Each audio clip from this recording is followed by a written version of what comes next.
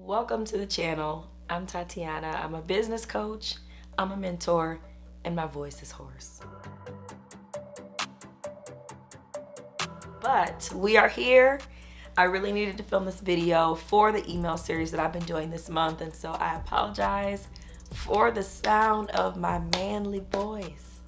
It is definitely not how I wanted to be coming to you today in this video, but we have to talk all about how to nurture your email subscribers once they're on your list. We've been talking a lot about how to get the people on there, and so I wanted to share some tips of just what to say to the people. Like, I know that's always a thing, like, okay, once they're on there, well, what do I say to them? How often do I say it? So let's talk about it. So I've been doing an email series here on the channel for this entire month, and we are wrapping it up. I wanted to just mention again that I do have a email building checklist. If you're interested, definitely click the link down below if you want just the steps to get you started and get your mind working on what you need to do to build up your email list.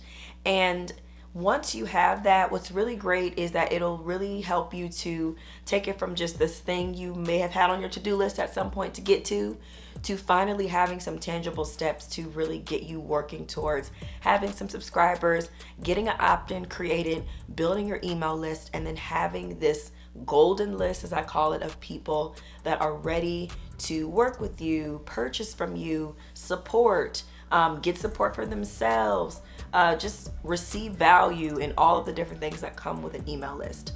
And it is so hard for me to talk, y'all. Let me get some water. So if you need a little bit of a refresher on what opt-in is and the importance of that and everything, make sure you check out the videos that have been within the series. I'll also make sure that playlist is linked down below. But I want to talk about why it's important to nurture your email list and just provide value, because I think that all too often, a lot of times we just want to sell to people, which is great. We're in a business, we're here to make money, but at the same time, we're also here to make an impact. At least here on this channel, that's what I'm all about, is helping you to create a business that is gonna help you to build some impact, build some legacy. And so in doing that, connecting with your audience and providing value is so important. And this is really where nurturing comes in. Once they get on that email list, they've signed up for that opt-in, and now they're kind of like, okay, now what? What is this person about? What is this business about? And this is your time to shine and really show up for them in the way that they need. I think a great percentage of this is really somewhere between 80, 70, 80, even 90% value-based type of content, as well as emails. And then a smaller percentage, 10 to 20% selling, of course, depending on what season you're in, what time of year it is, especially during holidays and things like that. Obviously, there'll be a bit more selling going on, or if you have a really big launch coming up. But the whole point is that if most of the time you are providing value, you're sharing tips, you're giving suggestions, advice, sharing real life experiences, bringing people behind the scenes of what you're doing. If you're doing all of those things, that when it is time to show up for a launch or a sale that you have going on, people are a lot more receptive to what you have to say and what you have to offer because you've given them so much. So the first thing you want to do is revisit your audience pain points. Go back to the reason of why these are your people, what it is that you can offer to them, and really look at it from a point of like, okay, these are the pain points, the struggles that this person is dealing with. These are my solutions. However many you have, how many different types of topics and things can you talk about in those specific areas? It could be something as simple as, a letter, your experience, a struggle you're personally dealing with, how you overcame something, tips to do X, Y, Z. Every niche is going to be different, but the more ideas you can come up with, the better, that are specifically tied to the pain points that your audience is dealing with. So if goal setting is a big thing that people not necessarily struggle with, but just love to learn more about, they're into it, they want to do it, there's a ton of stuff you can talk about in goal setting. If it's all about organization within your home, there's a ton of things you can talk about within organizing your home. If it's about getting healthy and working out and eating the right things, there's a ton of valuable things you can be giving people. You could feature a recipe every week, or there's so many different things you could do, is basically what I'm saying. So the sky is the limit. Think about those pain points and how you can show up for your audience in different topics, different tips, and things that they can get from your email list on a regular basis.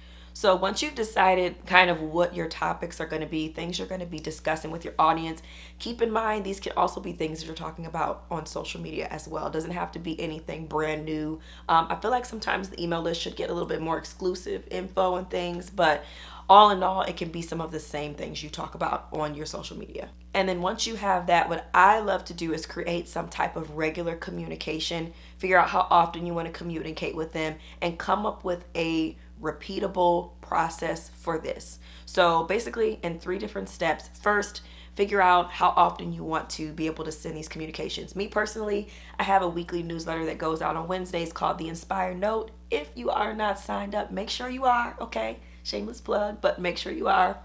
It goes out every single week, and I have a template that I created for myself so I can plug and play my information.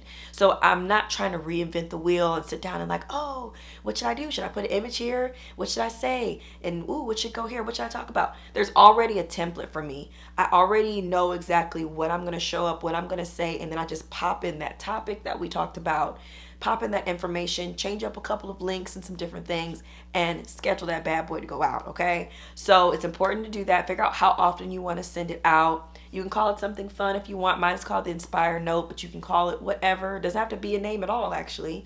But a regular communication where you show up. So once a week, once a month, bi-weekly, a couple times a week, however you want to do it. I think it's important to do this, and especially if you want to kind of balance it out, even if you do maybe 1 week is more of a value email, another email within that week is a promo email, that's fine, but kind of figuring out the frequency of that is important. Once you know that, get your template together. And then the last part of this is to figure out what you want to include within this repeatable process, the template. So that's essentially going to be like a segment maybe within your newsletter. So for example, with mine, every single time I always have a featured video, no matter what. You're always going to find that. There's a check it out section, and I change up and do different things. Sometimes it's giveaways in there. Sometimes it's just information about something cool I learned. Whatever it is, those are just some examples of segments you can include. And you want to do this because it'll give people an idea of what they can expect on a regular basis. There's some consistency there, but it also helps you. So when you're kind of thinking, you're planning on your content, you're sitting in your car, you're kind of minding your business, like, ooh, that would be good to share with the email list. And you already know where within your newsletter it can go because it has a designated section. And it doesn't mean you can't change it up from time to time, but having that template is key. Y'all, I promise you, it's so key because you already know what you need to do when you get on there. Even if it's like boom, boom, boom. You know, I talk about this here, I give this here, and I do this here. And always make sure as well that every email that you send out does have some type of call to action. So it could be something as simple as like, hey, reply back to me, or sign up for something, or get on the wait list, or whatever it might be, you know, print this out. Whatever it is, try to have a call to action on every email. If it's clicking to go check out the website, I think it's important to exercise that muscle for your subscribers, but it also gives them a next step to take, which I think is very important. So lastly, I just wanted to share what to say to these people, right? So we have our email list together and all of those different things. What are some different things you can include that are valuable to people? So of course, we've been talking about one for weeks now, and that is an opt-in. You can have multiple opt-ins and different things like that. And they can even just be exclusive to your email list, you know, people that are on there. And then if people want access to it, they have to join the email list. Sometimes I'll pop free templates or random things into my email and no one else knows about it. I don't talk about it anywhere. I'm not promoting it anywhere. It's only for the email list. So look at it in a situation like that. You could do giveaways within your email list. You could talk about maybe something secretive. Maybe you do a secret survey and then you're only getting their opinions on something you're working on and letting them know. Giving encouragement, sharing what you're currently going through or what you're struggling with, you know, what you learned this week. Different things like this can all be value that you can include within your newsletter. You can have, I've seen where people will do like Starbucks gift cards, just right on Instagram. You could have it just exclusive for your email list, right? And only those people on the list, if they click on it and they read it, they get access to then go ahead and get themselves a complimentary coffee for the day, right? So different things you can do. Not saying you need to do this every week or even every month for that matter or anything like that, but these are just different things you can kind of mix it up, make it interesting. Maybe someone could win a gift card to your shop that you have, or you could do exclusive discounts within there off of your services that you have or your products that you have. You could have people might be able to have exclusive access to shop your store or things early. That's always really cool, kind of like that VIP experience.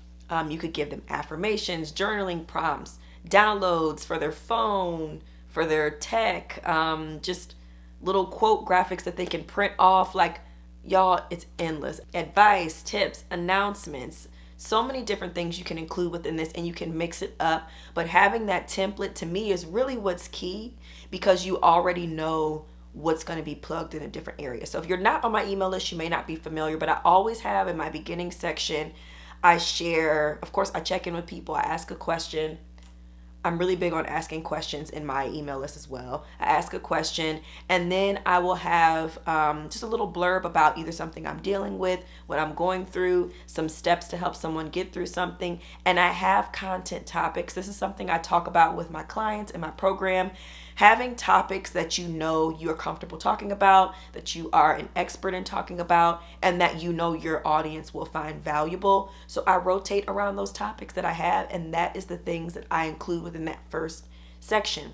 I give a ton of value within that first section. Then I have a featured video that I always like to include. That featured video can be anything either related to the topic. Usually I try to make it related to the topic. Sometimes it's random, but usually I try to relate it. And then within my check it out section, that's where people can find just even more value, free stuff, giveaways, information about things coming up, stuff that I love, things that I'm enjoying, just all kind of random stuff in the check it out section, which makes it nice for me because it makes it very flexible, and I can really show even more of my personality within that section, which is great. And then the last part is what's next, like next steps. I always love to give people some actionable steps, even if it's reiterating what I talked about in the beginning, or if it's telling them like, hey, join my Facebook group, sign up for this, watch this video playlist. Like, there's always a next step for them. So if they're just wanting a little bit more value, wanting some more information, I have that. And again, the biggest thing I will say is use what you already have created. Like, don't feel like you need to make all of this brand new stuff, because sometimes that can feel overwhelming, and there's always going to be a time to be creative and make new things. But if you already have been posting content for a while, you've been showing up in different ways, repurposing some of that and using it in your email newsletter, your regular communications, will really help you to kind of exercise that muscle just to start doing it. And if you put that pressure on yourself by saying to your audience, if you sign up for the list, you can expect to receive emails on this date and for this amount of time. So for me, if you subscribe to my email list, you're always going to get an email from me every Wednesday morning. And the days when I don't send the email out, it's far and few between. I've been doing this consistently for a bit now, but when I don't get a chance to send an email out, like, I feel kind of like, dang girl, like, what are you doing? So my last just suggestion would just be to plan ahead. Always try to be a couple weeks out if you can. And you can do this within your email platform that you choose. I know Flowdesk is great. You can have email drafts saved in there for as long as you want. You can schedule the emails out. So once everything's already ready, I've proofread everything, it's good to go. It can be scheduled for whenever the following Wednesday it's going to go out. So just some different things to keep in mind when you're just thinking through your overall process and all of that. I'm actually thinking about doing another series soon, just all about business productivity and just like making everything work together. Would that be something you're interested in? Because I'm obsessed with just getting organized and planning and productivity, and I would love to share just how I have everything organized and laid out. So let me know if that's something you're interested in. Give the video a thumbs up if you'd love to see that. But that is pretty much all of my tips. The biggest thing is just get out there, share what's on your heart, share what you know, and the more often you show up and you do that, people will start to respond, which is always amazing. I love receiving the emails back to my emails. I'm always like, oh, okay. People love to respond and interact with you, and it just builds this next layer of trust with your audience. I'm always talking about building trust, and this is really going to help you to continue to do that as you grow, as we're getting into the holiday season. Again, this is a great time to start bringing the value. So then when you're ready to bring the sales and bring the new products and all that stuff, people are already aware of you and they already know what it is that you bring to the table. So I hope this video was helpful for you. And I think this actually completes the end of the email series in a sense of the videos. I do have a really fun launch that is going to be happening very soon that is all around email list building. So if you are interested in that as well, make sure you get on the wait list for the email building toolkit. It is coming very, very soon, and it's going to be packed with everything you need to get your email list off the ground, get your ideas off the ground, what to say, when to say it, how to say it. It's gonna all be packed in there, so make sure you get on the wait list for that as well. And if you have made it to the end and you've bared with my allergy-ridden, crazy voice to the end of this video, comment down below, honey, because I put some honey in this tea to kind of help me just live my life, because it's been a struggle this last couple days with this talking. It's been a struggle, especially with the toddler, okay, that is looking at me like I'm crazy, like, why aren't you saying nothing? I can't hear you. And it's like, girl, I'm trying. So I'm gonna go ahead and rest my voice. Thank you so much for watching this video. Subscribe if you have not already, especially if you've been watching some videos for a while and you haven't hit that button. Subscribe, and I will see you all in the next video. Bye.